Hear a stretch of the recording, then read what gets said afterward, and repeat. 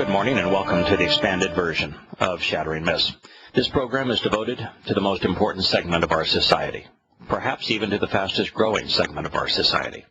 To those who know that the world's political, religious, media, military, and economic institutions are corrupt, that they are actually counterproductive, and that they cause the world's most serious problems.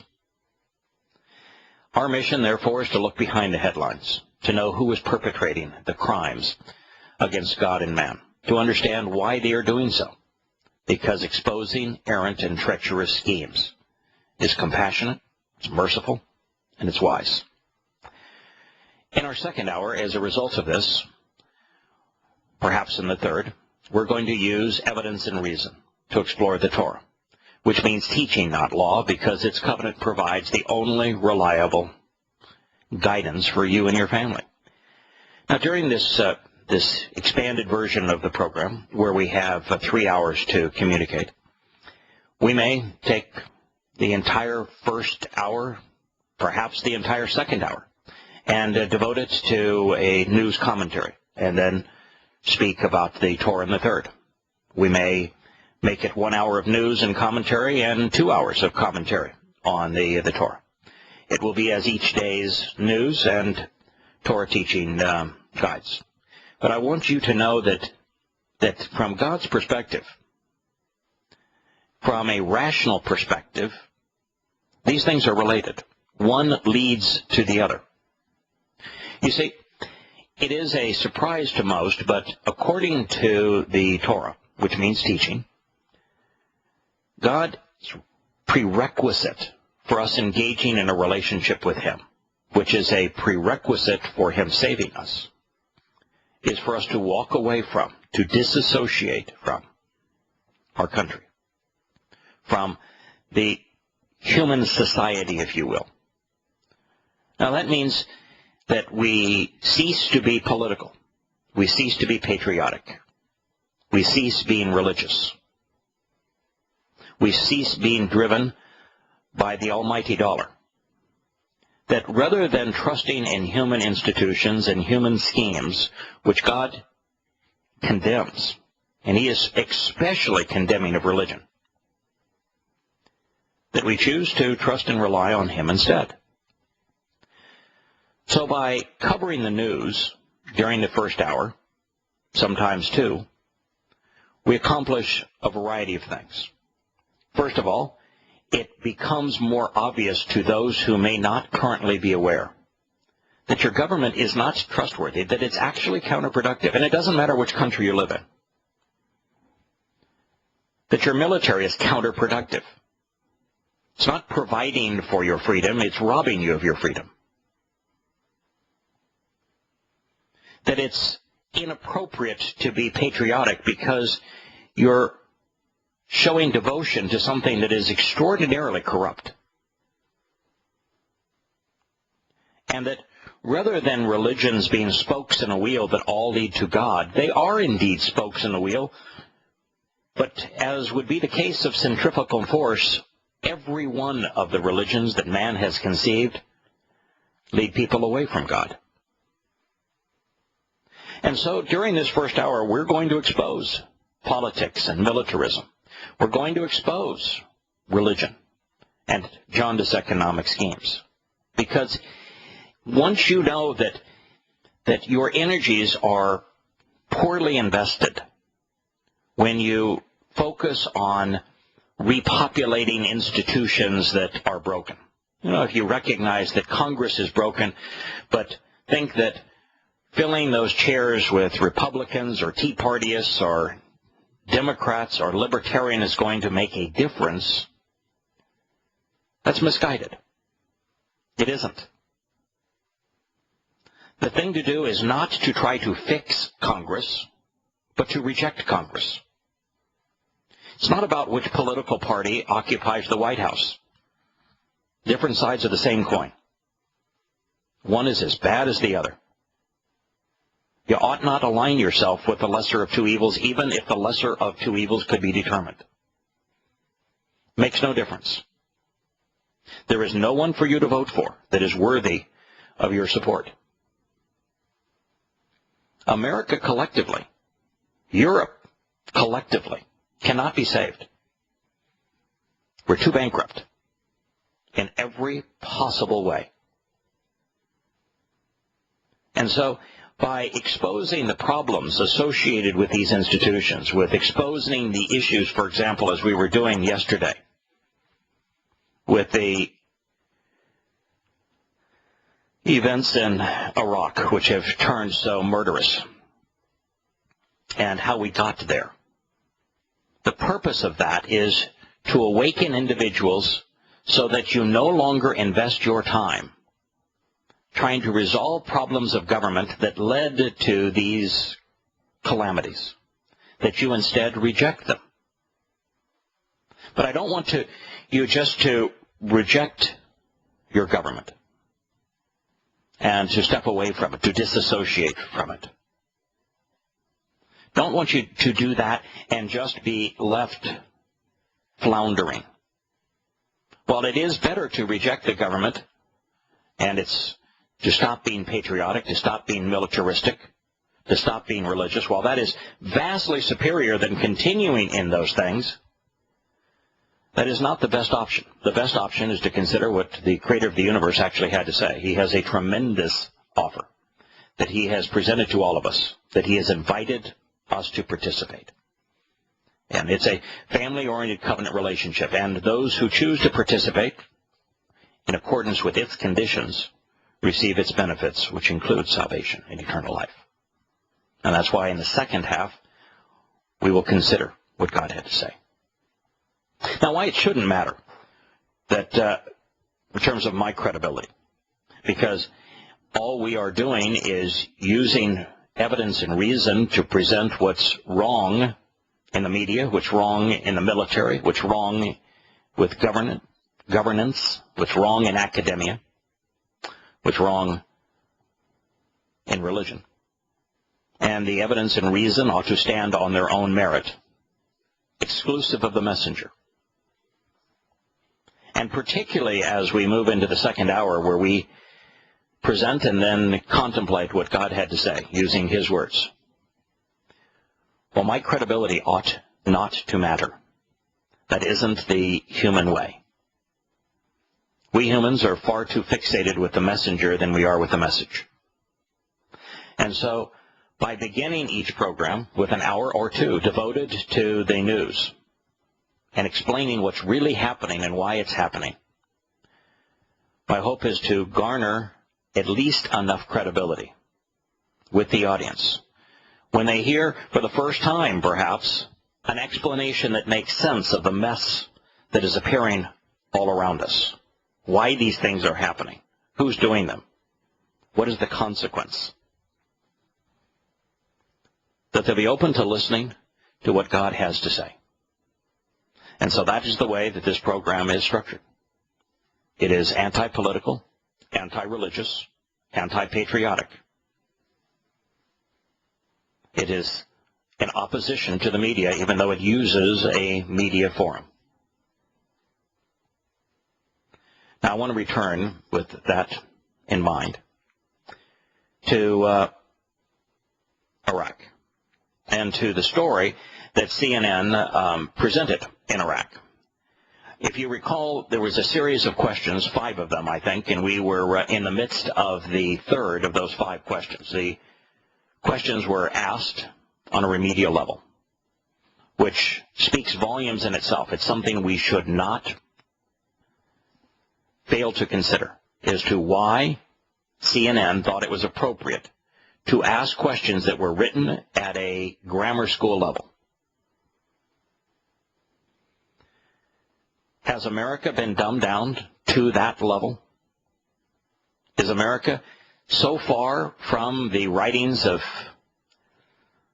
Jefferson that it can no longer process complex ideas? It's no longer familiar with exacting terminology? You know, when I read books that were written in the 18th century, and I do so on a fairly regular basis, what I find is that the sentences are far longer, the vocabulary is far richer, the paragraphs typically cover a page or more. And that the style is always evidence and reason. Most paragraphs begin by explaining what the researcher is going to share. Then the researcher provides the evidence to substantiate that idea, and then they provide a summary conclusion based on evidence and reason. But if I read today's newspapers, if I read today's books, the size of the font is the first thing that strikes you. And research tomes written in the 19th century by the likes, of the scholars of that time, the font is small. There are approximately twice as many words per page as there are in one of today's books. You read one of today's books, it's like we can get to a couple of hundred pages if we put very few words per page. But the huge difference is the vocabulary, the length of a sentence, and the length of paragraphs. It has become apparent that those that write and those that read today are incapable of maintaining a train of thought throughout a long sentence, that they lack an exacting vocabulary, and that they're incapable of making connections throughout an entire paragraph where an idea is presented. This story by CNN screams, we've become dumb. That awash in information, we've lost the ability to think, to understand. I suspect that it is the purposeful and designed agenda of academia today, based on political correctness, where thinking, where exercising good judgment is considered the worst of all crimes, where it's a matter of opinions and indoctrination, of simple ideas rather than complex understanding. We'll be back after the commercial break.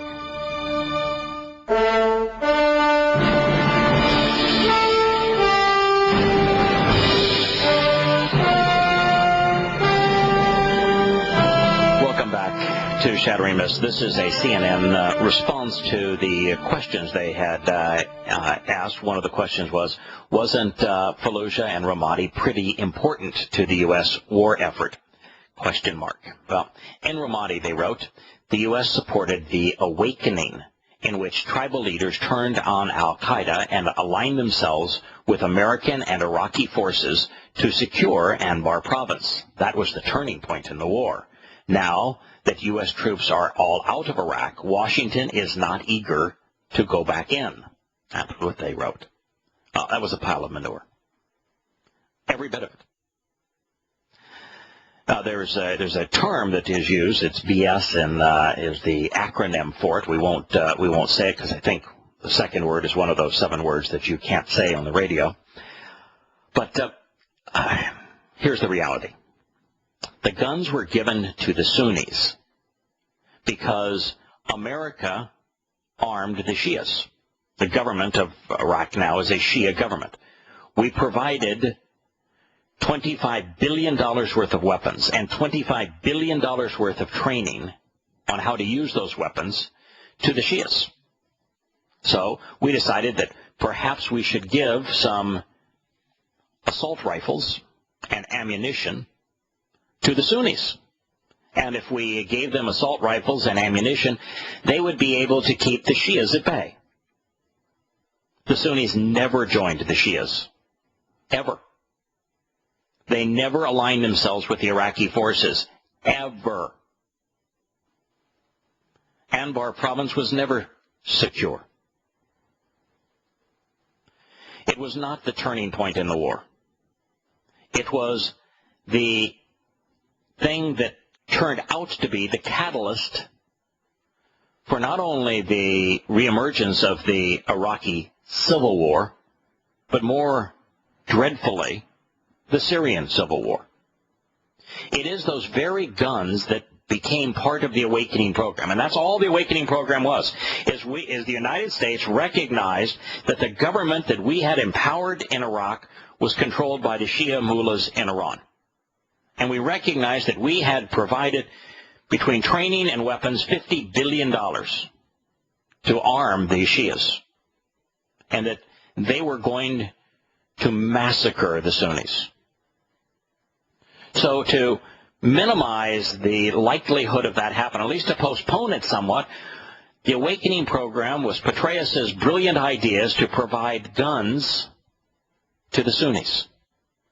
He did so under the guise that the Sunnis would go fight al-Qaeda, but al-Qaeda wasn't a factor. They were not even existent in Iraq before we went in. And the fact is that al-Qaeda is a Sunni organization. It was a bunch of pile of lies. All it did is it provided a period of time where the Shias were less willing to slaughter the Sunnis because the Sunnis were now armed. That's all it did. But the consequence of doing that, and I said it at the time, this was years ago, and the day that it was announced, I told all who would listen, the consequence of doing this. I said, it will reignite the Sunni-Shia strife in Iraq. That those Sunnis are not going to turn their weapons against fellow Sunnis, that they're going to turn their weapons against the Shias. It's going to lead to a bloodbath. Boy, did it. Because it's those very weapons that were the first arms brought into Syria to turn what was a peaceful demonstration in Syria into a bloody civil war. That's what happened.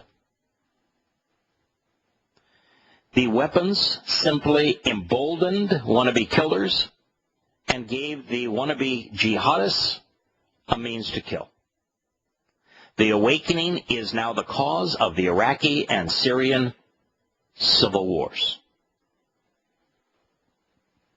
That's the truth. Kerry said the U.S. would help the Iraqis in their fight against al-Qaeda, but this is their fight. It's not true. First of all, al-Qaeda is meaningless. There is no al-Qaeda presence in Iraq, not now, and most certainly wasn't any before we invaded. The Islamic groups of Sunni terrorists that emerged after the American invasion were aligned with fundamentalist Islam. Their names confirm that. They were the companions of the Prophet. They were the supporters of Sharia. They were warriors who were willing to give their lives for Allah's cause. They were those who wished to establish an Islamic state in Iraq, not an al-Qaeda state.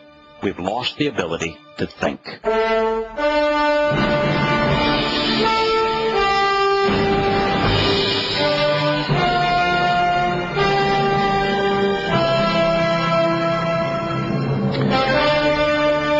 So here's the line from the Secretary of State, Kerry. He said Sunday that the U.S. would help the Iraqis in their fight against al-Qaeda, but this is their fight. The truth is, this is not their fight. We caused this fight. This fight did not exist before we invaded Iraq. It's stunning that we can't make the connections between things. We don't understand the consequence of our actions. There was no fight between Sunnis and Shia in Iraq before the U.S. invasion. Now, after the U.S. invasion, the fight is catastrophic. Just catastrophic. I mean, devastating. The only thing that changed from there being essentially no casualties between Sunni and Shia in Iraq, and there being hundreds of casualties every day between Sunnis and Shia in Iraq, is the U.S. invasion. That's it.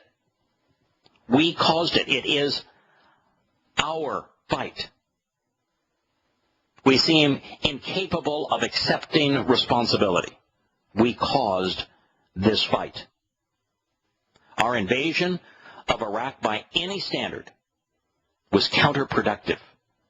If the purpose was to fight terrorism, then we failed because terrorism was multiplied by an astonishing rate, geometrically multiplied, from what it was to what it is.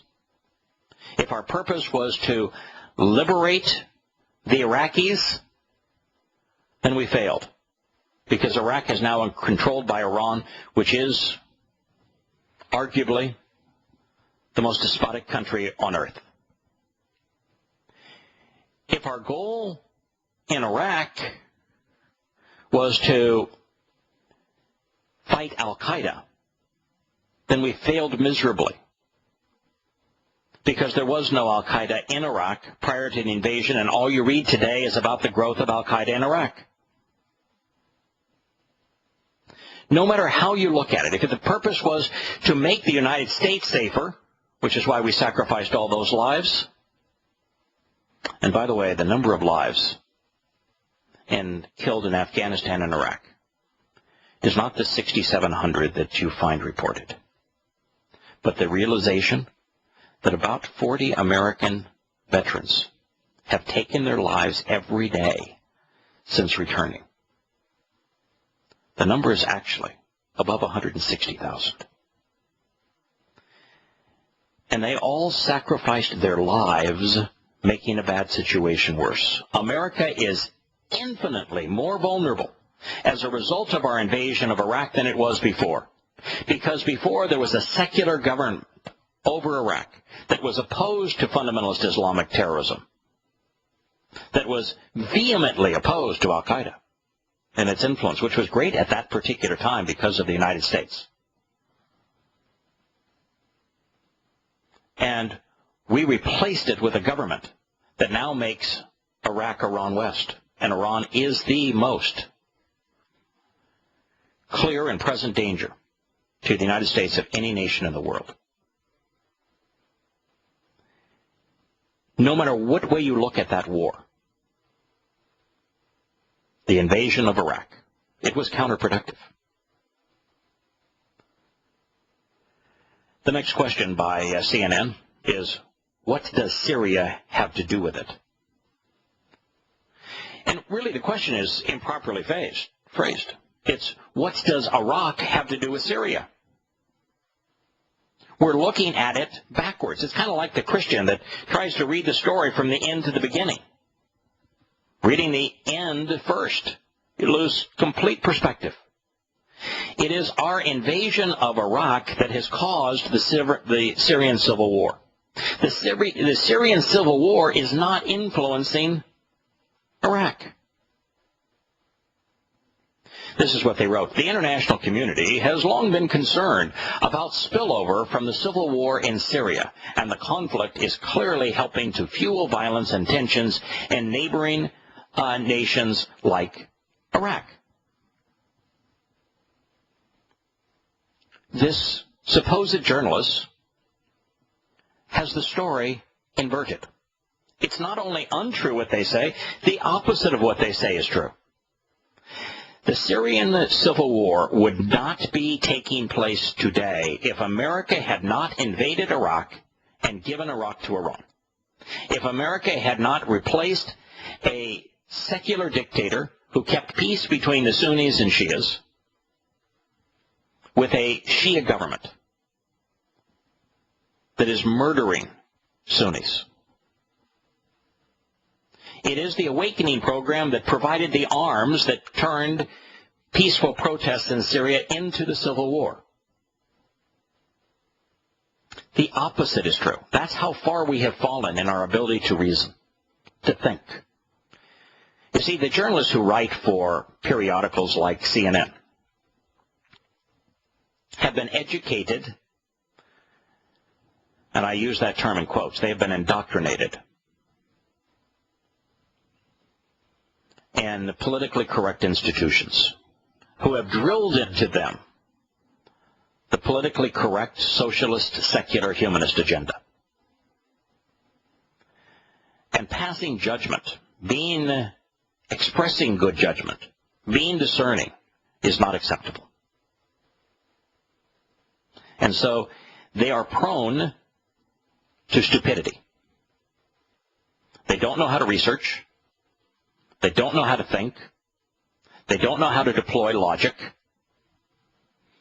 And so most everything they write is not only untrue, but in this case is the antithesis of what's true, the opposite of what's true. It's from Iraq to Iran, not from Syria to Iraq. It's cause and effect, context and consequence. We have dumbed down an entire generation of people so that they no longer understand cause and effect. They no longer understand context and consequence. A great explanation would be, during the time that I did 3,000 radio interviews across the nation with virtually every meaningful radio host in America, and also in Great Britain, even Canada. When I was to explain back 10, 11, and 12 years ago that we made a dreadful mistake by invading Afghanistan and Iraq, and explained precisely what the consequence was going to be of those wars, provided them with the context that would lead to that consequence, and presented cause and effect. The simplistic mind, the thoughtless mind of listeners was that, well, Saddam Hussein was a bad guy. It was a good thing that we got him out of power. Yeah, he was a bad guy. But in context, he was the best guy for the job. And the consequence of taking him out of power is to put in a government that is managed by, that is controlled by the most forceful enemy of America, Iran. So how is it good to take out a bad guy if what you get is far worse?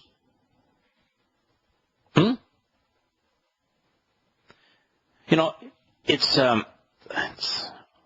akin to what when I tell people that America's military has never fought for Americans' freedom, ever, and that they'll always bring up World War II, Pacific Theater, which is the only place that you can even make an argument that America's military may have fought to keep America from being occupied.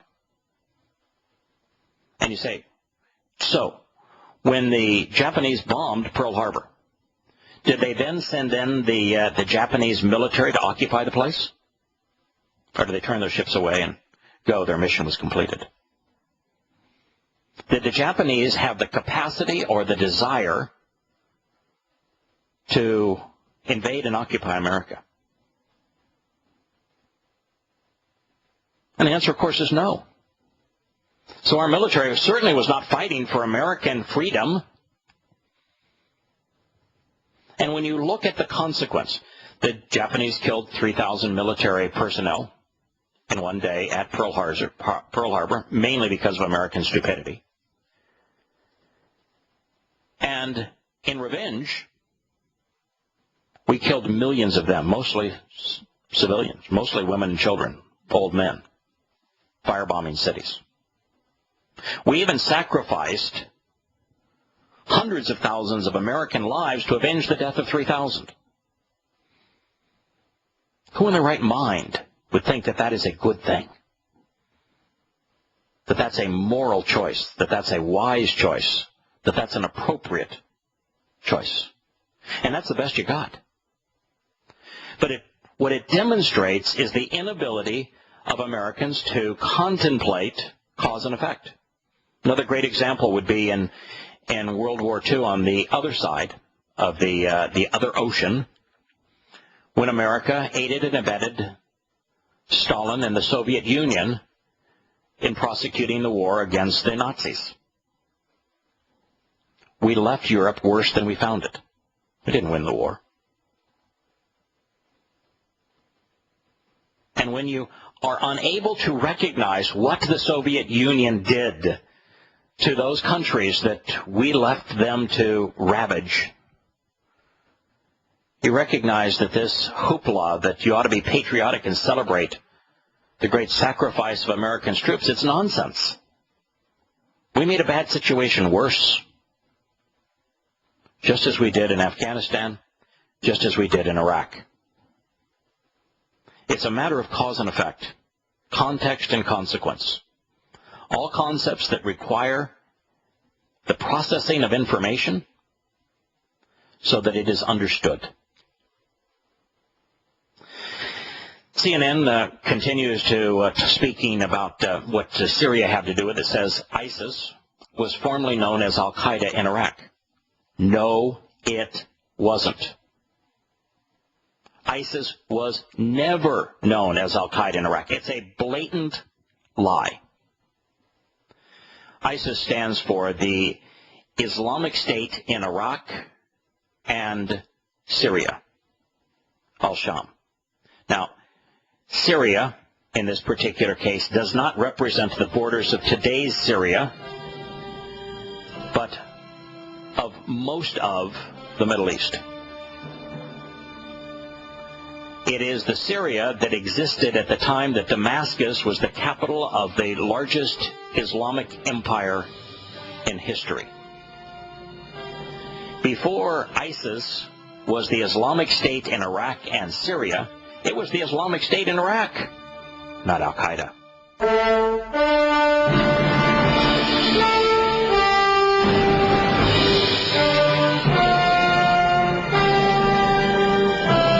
So CNN would have its readers believe that ISIS, which is the Islamic State in Iraq and Syria, was formerly known as al-Qaeda in Iraq. But it's never been true. It's never called itself al-Qaeda, ever. Not any time over the last 10 years has it referred to itself as al-Qaeda.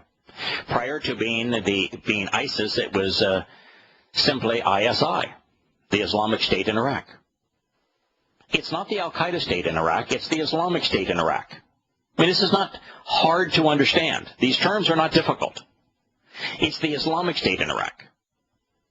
And then, when they began to send the preponderance of armed fighters into Syria to ignite that civil war, they increased their name to the Islamic State of Iraq and Syria. ISIS. You know, this is not difficult material. And it's stunning how few people understand it, or how an institution like CNN can promote lies like this and not be held accountable. The name, the Islamic State of Iraq and al-Sham, with al-Sham representing Greater Syria, representing Syria when it was the capital of the Sunni Caliphate that controlled everything from northwestern Africa and Spain all the way east through the Byzantine kingdom and to India. When they had their greatest empire, the capital of the Sunni Islamic Empire was in Damascus, Syria. That's what they mean by al-Sham.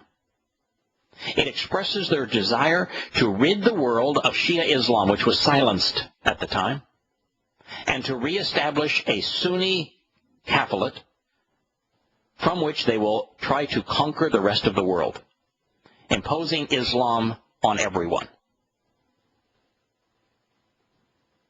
That's what they're fighting for. And stunningly, America has sided with and is providing arms to these people, whose commitment is to impose Islam on every person in the world or kill them. Even CNN states their goal is to establish a single Islamic state or caliphate based on Sharia law. That statement is absolutely correct, at least up to a point. The Islamic State will project itself on the entire world. It's not just in Iraq and Syria.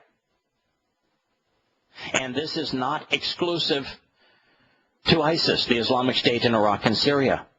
It is the ambition of every jihadist engaged in that war. It is the ambition of all Sunni, Salafi Muslims. Every fundamentalist Muslim. That is their ambition. CNN reads, the article reads, Anbar province shares a 400-mile border with Syria, and because of the power vacuum there, ISIS fighters move back and forth between the countries and mount attacks on both sides of the border. But with recent setbacks in Syria, ISIS has increased its attention to Iraq.